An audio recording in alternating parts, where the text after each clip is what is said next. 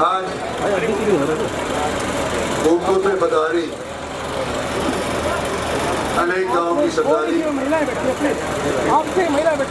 सम्मानित बुजुर्गों, माता बहनों, मीडिया बंधुओं, नौजवानों और दोस्तों, अगर मेरी वोटर से आंख नहीं मिलेगी तो मैं वोट कैसे मांगूंगा? आप बीच में खड़े होंगे।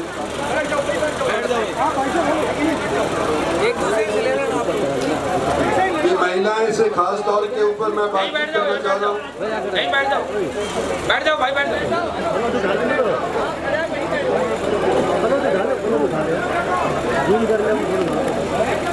धन्यवाद।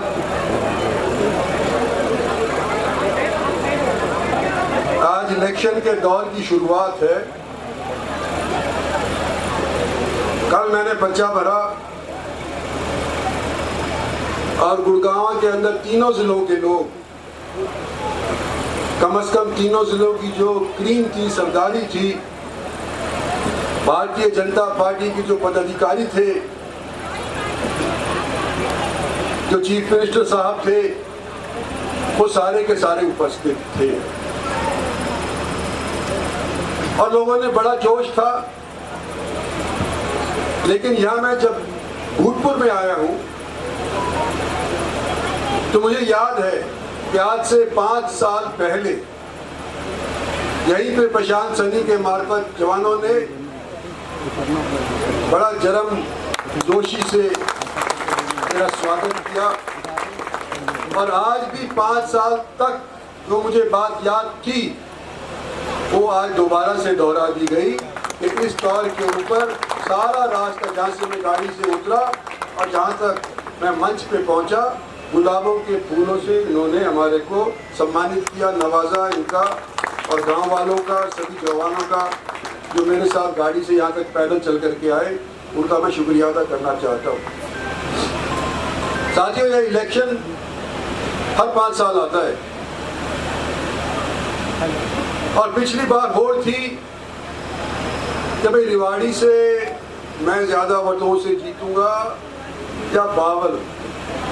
मुझे ध्यान नहीं कि बावल से आगे रहा या रिवाड़ी से आगे रहा, लेकिन बराबर की टक्कर रही।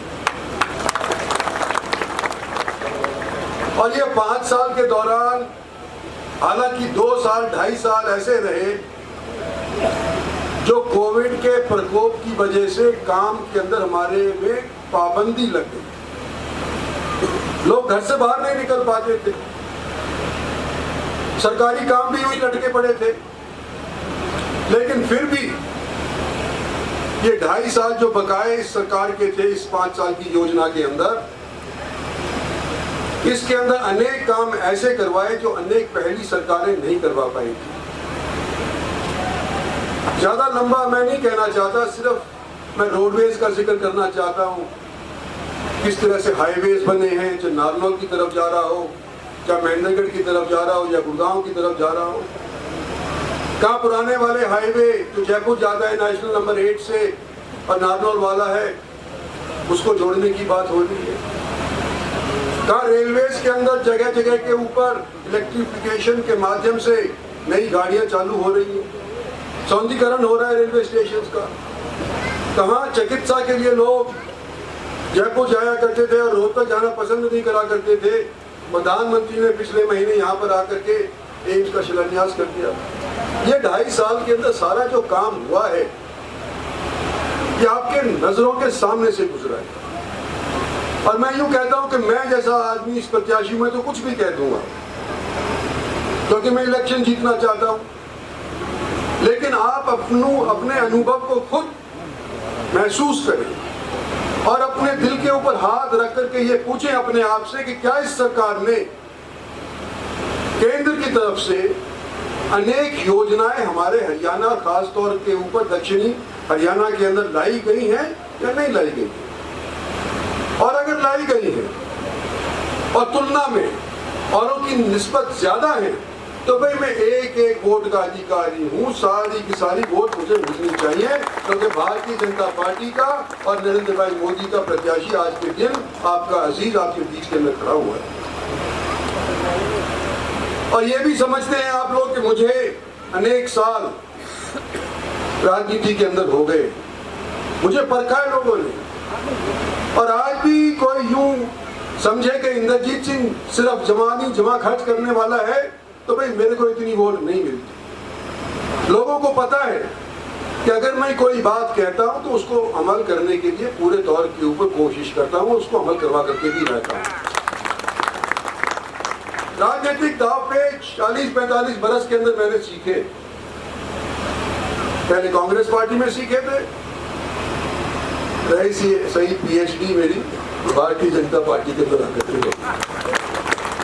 तो भैया मेरे अनुभव का इलाके को फैसला करना है कि मेरे अनुभव का इसका फायदा क्या इलाका ले सकता है।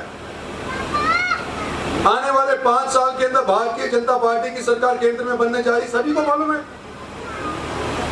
भाई। कुछ बढ़ती कुछ कम, इस बार 303 थे, उससे अव्वल की उम्मीद कर रहे हैं, उससे कम भी हो सकते हैं 2-4 वोट। लेकिन भारतीय जनता पार्टी की सरकार नेतृत्व मोदी के में बनने फिर से जा रही है।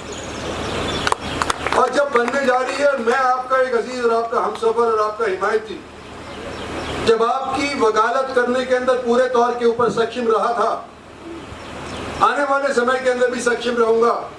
और आपकी दीवी ताकत को मैंने अपने निजी इस्तेमाल के अंदर नहीं लाया है, तो आने वाले समय के अंदर कृपा करके आप मुझे अपना मत पहले की निस्बत ज्यादा दें, ये मेरा आपसे अपील है। और गुड़गांव सबसे बड़ा हल्का है, 25 लाख वोट और 4.5 लाख वोट ऐसी हैं जो पहली बार लोग वोट डाल रहे हैं, जवानों की, जो 18 से 23 साल तक वाले हैं। इन लोगों ने सोचना है कि भी क्या राष्ट्र निर्माण के लिए क्या हम अपना पहला वोट डालें या नहीं डालें। जब हम भारत का ये सपना देख रहे हैं कि सन 47 के अंदर, 2047 के अंदर, जब भारत पूरे 1 साल अंग्रेजों की गुलामी से आजादी पा चुका होगा, तो क्या हमारा देश एक फिर से सोने की चिड़िया बन सकता है। और जो इतिहास पढ़े उनको मालूम है, यहाँ पर टीचर अनेक खड़े होंगे, कभी कहते हैं कि इतिहास अपने आप को दोहराता है। तो भाई जब 1000 साल तक भारतवर्ष को सोने की चिड़िया गिना जाया करता था, तो क्या हम 25 साल बाद दोबारा से विकसित होने का सपना नहीं देख सकते। और उसको साकार करने वाली सिर्फ एक ही शख्सियत है, और नरेंद्र मोदी की सरकार है, नरेंद्र मोदी खुद है। तो भाइयों, आज आपके बीच में आया हूं, उम्मीद लेकर के आया हूं कि आपने मेरा सहयोग पहले भी किया, इस बार भी करोगे मुझे मालूम। लेकिन हम सबसे ज्यादा वोटों से हरियाणा से जीतने वाले बंदे बनेंगे कि नहीं बनेंगे। पिछली बार हम थोड़े से रह गए, नहीं सबसे ज्यादा हम वोटों से जीत सकते थे। इस बार हमारे एरिया का साथ लगता हुआ मेवात क्षेत्र भी ऐसा क्षेत्र है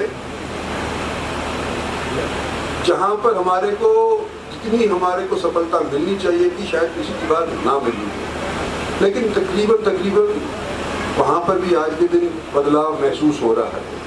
तो अगर आप लोग प्रयास करें, और खास तौर पर जवान लोग प्रयास करें, तो मैं समझता हूं कि मेरे यहाँ से 80%, 90% वोट बक्से के अंदर पड़नी चाहिए। जोश है क्या गर्मी के अंदर?